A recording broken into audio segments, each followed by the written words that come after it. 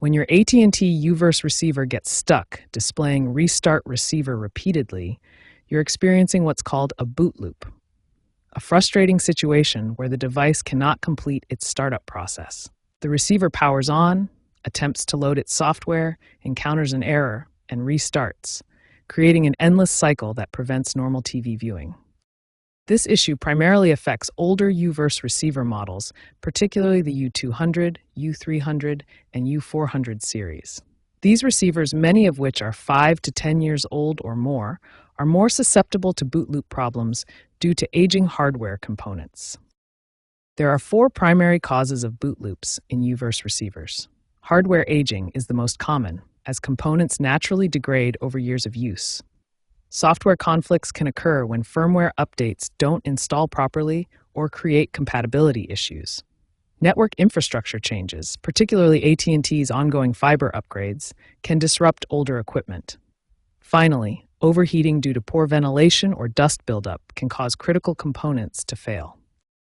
Hardware failures can manifest in several ways. The internal hard drive may become corrupted or fail completely, preventing the receiver from storing or accessing its operating system. Power supply issues can cause inconsistent voltage delivery, leading to startup failures. Memory problems prevent the receiver from loading essential software components. Overheating can damage any of these critical components.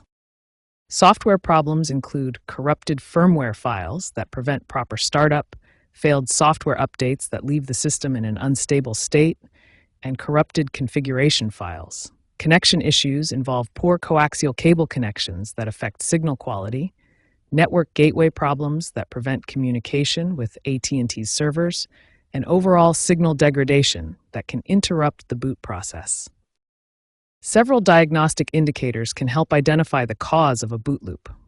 Common error codes include 8888 for general system failures, 8300 for hard drive issues, and 8600 for network connectivity problems. Other warning signs include abnormal LED light patterns on the receiver, partial boot sequences that consistently fail at the same point, and temperature warnings indicating overheating components. Understanding these boot loop causes and diagnostic indicators is the first step toward resolving the issue. In the next section, we'll explore specific troubleshooting steps and solutions to get your U-verse receiver working again. When your U-verse receiver is stuck in a boot loop, there are several systematic troubleshooting steps you can take to resolve the issue. We'll start with the most basic solutions and progress to more advanced techniques. The first and most important step is power cycling your receiver. This simple process resolves about 60% of boot loop issues and should always be your starting point. Next, inspect all your cable connections. Loose or damaged coaxial cables are a common cause of boot loops.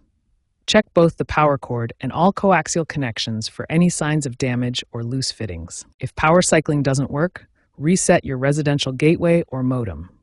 This device manages your internet connection and can sometimes cause receiver issues.